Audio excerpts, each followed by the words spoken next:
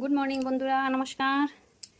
তো আমি কয়েকটা কথা তোমরা শেয়ার করি, আর বিশেষ করিয়া বউরার লগে। তো আমার লগে জড়িত থাকো কইয়ার। তো দেখো বিছনা রয়েছে আটানি বাকি। আর আমরা বউরার শরীরও ভালো লাগুক চাই না লাগুক, ডেলির কাজ যেটা এটা তো করতেই লাগবো, সবারই করতে লাগে।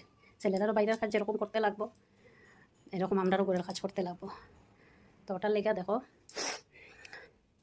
কোন কিতা কিতা করবো তোমরা শেয়ার করি। তো দেখো সকালে উঠছি 7টা বাজে গেছে। তো জলাইছে, তো জল বললাম ফিল্টারে, আর বালতির বললাম জল। 7টার সময় উঠছে, উঠে দিকে ট্যাঙ্কি ভর্তি ভরি গেছে। তো জল বললাম ভরিয়া পাশি ঘর ঝাড়ু দিলাম, কাপড় তুলা আসলো ধুইলাম, জল বললাম। ওটা করতে করতে 8টা বাজে গেল। তো 8টার সময় আবার আমার ভিডিও তো পোস্ট করলাম করিয়া, তারপরে দিকে পিউসরে উঠাইলাম, ব্রাশ করাইলাম, খাওয়াইলাম, রেডি করলাম। তারপরে স্কুলও দিলাম। স্কুলও দিয়া আইয়া পিউসের লগে মিটিলো চাও খাই দিয়েছি আজকে স্কুলে দেওয়ার আগে। তো কথা হয়েছে, আমি প্রত্যেকদিন 5টা, 5:30, 6টার লগে লগে উঠি। উঠলে কিতা হয়, আমার কাজটা সিস্টেমে হয়, নাইলে পুরো 12টা বাজে যায়। তো সকাল পুরে উঠলে বাসি হাত সব শেষ হয়ে যায়, স্নান করি। স্কুলও দিবার আগে আমি ঠাকুরটা দিলে আমার ভালো লাগে। তো দেরি করে উঠলে কিতা সমস্যা হয় দেখো। স্কুলে দিয়ে আইয়া চুলা উলা মুসলাম, পাকঘর মুসলাম।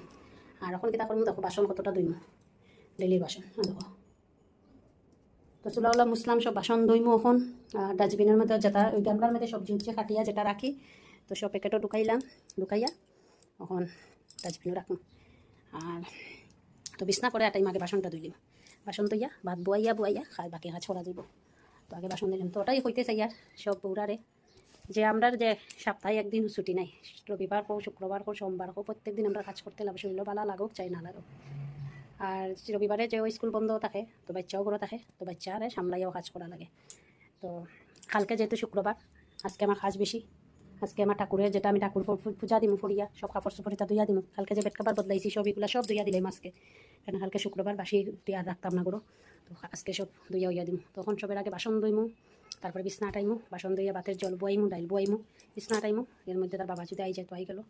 তারপরে স্নান করিয়া রান্না শেষ করিয়া তারপরে স্নান করিয়া ঠাকুর দিমু। তো ঠাকুর দিতে মোটামুটি 12টা বাজে যাবো শুরু করতে।